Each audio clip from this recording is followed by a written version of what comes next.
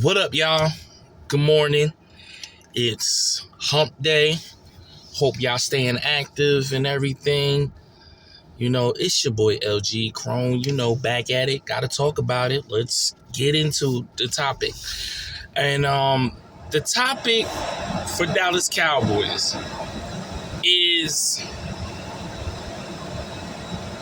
are we pleased with our new defensive coordinator, Christian Parker, and the moves that he is implementing for the Dallas Cowboys? Now, for those who don't know about Christian Parker, that is our new defensive coordinator after the debacle of Matt Eberflus. I felt like he just he wasn't doing it. He wasn't cutting it. I was damn near having a partition of getting rid of this man. And thank God that Brian Schottenheimer said to himself, like, listen, I know we boys, I know we good friends, but we have to move in a different direction for this team. Sometimes we got to put our egos to the side and tell that friend that we're cool with that, it just ain't working. Right now, it ain't cutting it. Like, you might get mad, but you respect me more that I said it and not the people above me said it to you. You know what I'm saying? If I was in a position, I hire my friend, I look at the productivity and it just ain't working. And I know up top is telling me, what are you going to do to make this better? What are the directions are you going to do to make this team more sufficient for next year? Now I really got to sit to myself, do I sacrifice one more year with him, knowing that he just came off being a head coach? He's trying to get his legs back to get in a good position to get a better job. So I give him the defensive coordinator. We don't look so good. Now, granted, I might have played a part. I didn't fight for Michael Parsons, or maybe I did fight for Michael Parsons, but Michael Parsons shot himself in the foot for the actions he did for himself trying to stay on this team. I don't think they liked it at all. That I understand that you're franchise tag, but you're sitting here demanding to get your contract, but at the same time, we want to give you the bag. But we're also trying to fill pieces for our team so we can move forward and be a contender. You know what I'm saying? If we would have gave him all the money that Green Bay Packers gave him, we would probably be in the hole. And then we're trying to nickel and dime, trying to get these little scrap pieces just to be okay. But all we're going to simply say, oh, we got Michael Parsons. Sometimes everybody in the outside look at it as that was stupid. But if you move right, it might be a blessing. I know right now there's people going to say Cowboys was stupid to let Michael Parsons go. That's fine for y'all to say that.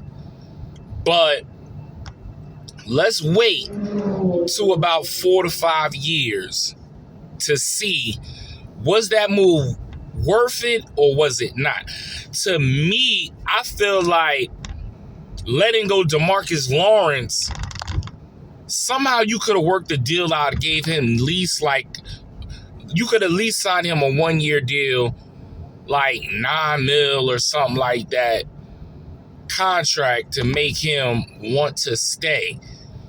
We didn't realize that there was some locker issues that DeMarcus Ware just didn't like.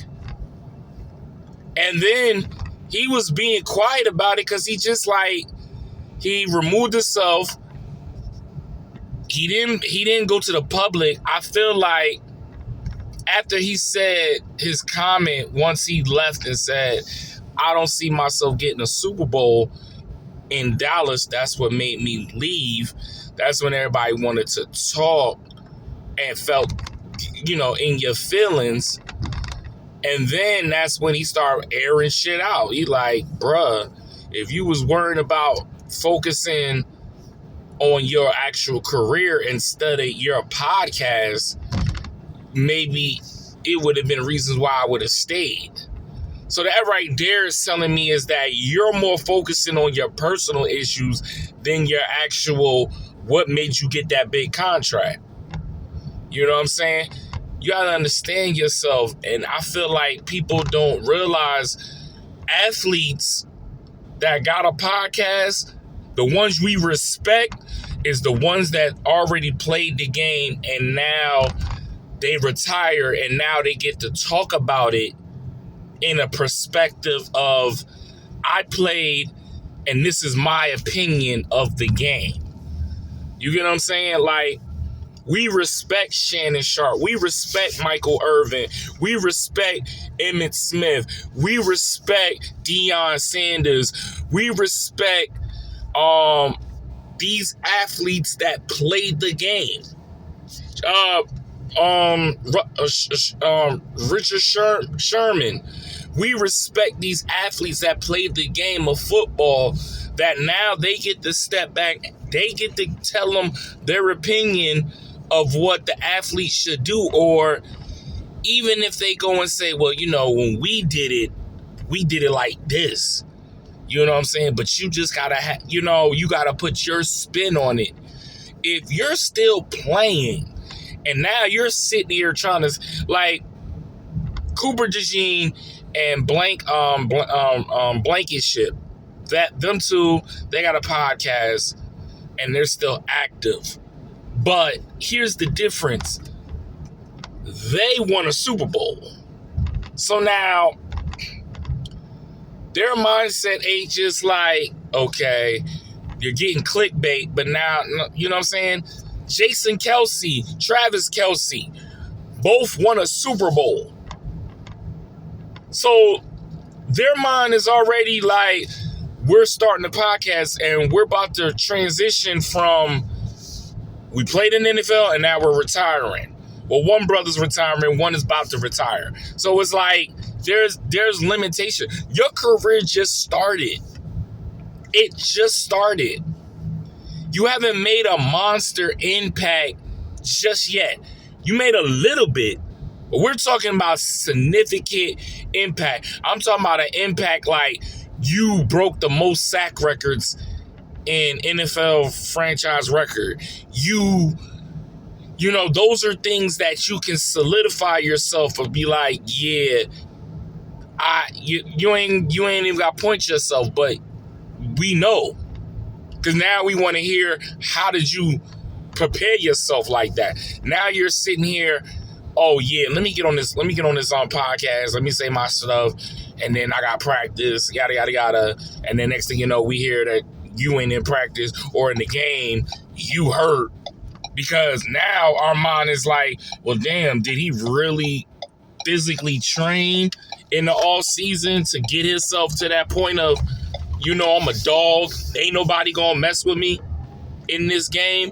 I think not. Like, those are the things that you have to work on. Great players make sure they're in that top physical shape. I'm not saying you ain't in good shape, but when your body takes a toll and you get hurt, or I feel like, and this is an opinion, it's not a fact, when I look at seeing you more on podcasts than you actually practicing or working on your craft, it makes me question. So I'm never knocking nobody to get the bag, but then sometimes, even though somebody want to throw that bag at you, sometimes good money ain't always good money. Sometimes you gotta take a scale back, like, yeah, that's some nice money right there, but really, This is my livelihood. This is what helps me eat. This is what I feed my children. So I got to take this serious. And if the main goal is a Super Bowl, then you got to take a scale back on the motherfucking podcast. I'm just saying. I'm being real. If the main goal is podcasts or the main goal is football, and you have to take a tad bit back on podcasting, even if they're throwing the bag at you, you got to be like, listen, I can't do it every week. Maybe I could do it once a week. You get what I'm saying? And then it got to be on a day that during your schedule, it's not too hectic, it's not too crazy.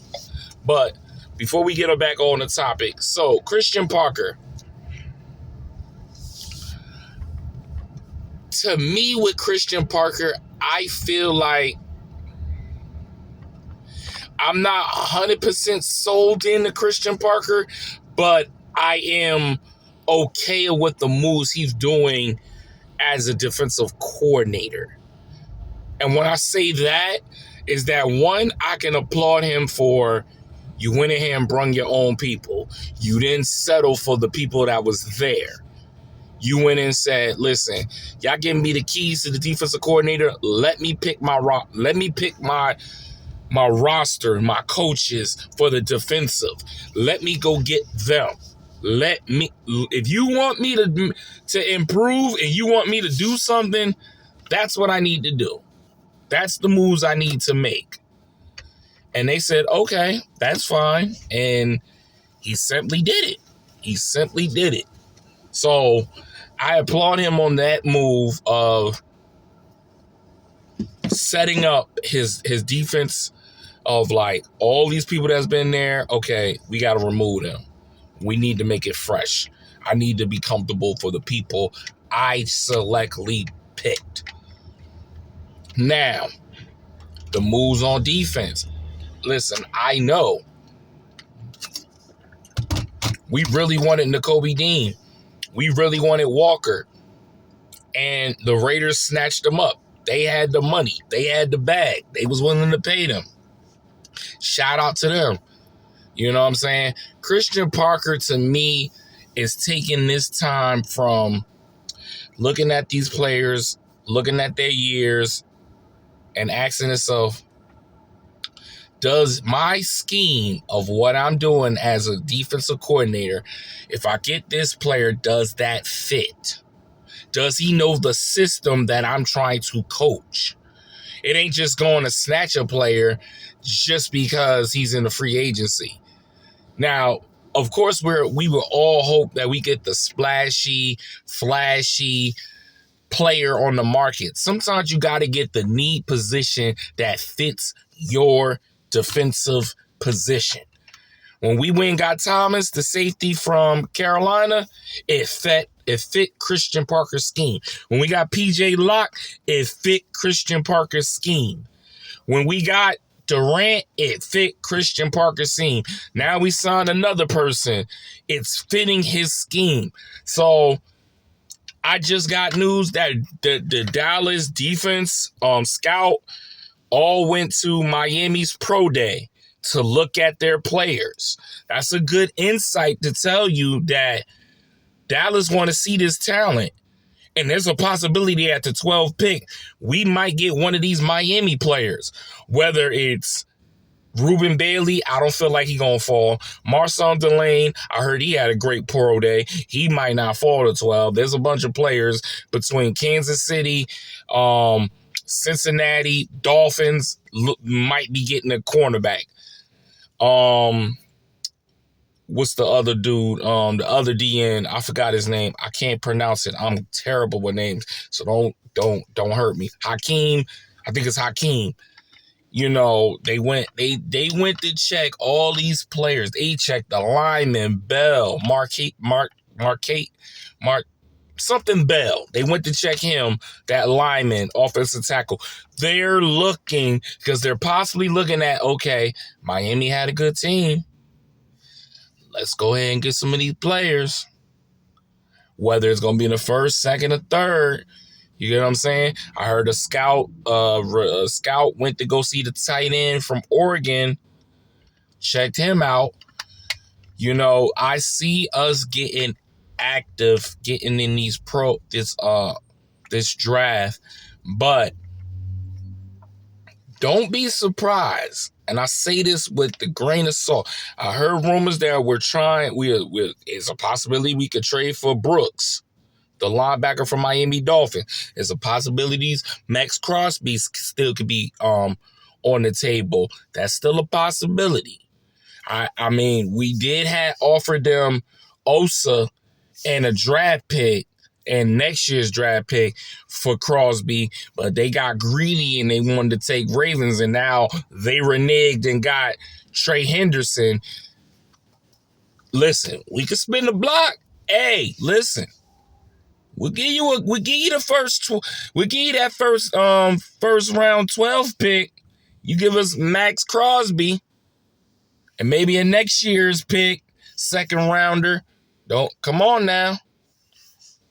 You never know. In the NFL, today's price ain't yesterday's price. Them first round picks y'all wanted. And listen, when Ravens backtracked and rescinded their picks that they didn't want to get crossed, that was the red flag that the NFL was like, wait a minute, hold up. They don't want Crosby? What's going on? Is something wrong with his health? Now, Raiders is trying to have this dangling this player to try to get first round draft picks, and now your draft picks might turn into some second and third picks, maybe a first pick next year. You know what I'm saying? That's how the NFL is. It's a cold business. It's cold business. You get what I'm saying? But so far, I'm okay with Christian Parker. I need a little bit more. I need him to score in this NFL draft. I'm talking about I need you to get these solid players that's going to come into Dallas and be a heavy hitter. That's what I need. You can show me that. We cooking with grease. We cooking with grease, ladies and gentlemen. All right. Well, that's my conversation with what comes to Christian Parker. Stay tuned. Listen, we're going to do a food review. All right. And we're going to talk about it. You know what I'm saying? We're going to talk about this food review, and let me know what y'all think when I do the food review. All right. But listen, I appreciate everybody. Comment and subscribe. Subscribe to the channel. If you're not a subscriber, please listen. All it takes is one click, ladies and gentlemen. All right. But I appreciate y'all, and y'all have a blessed day.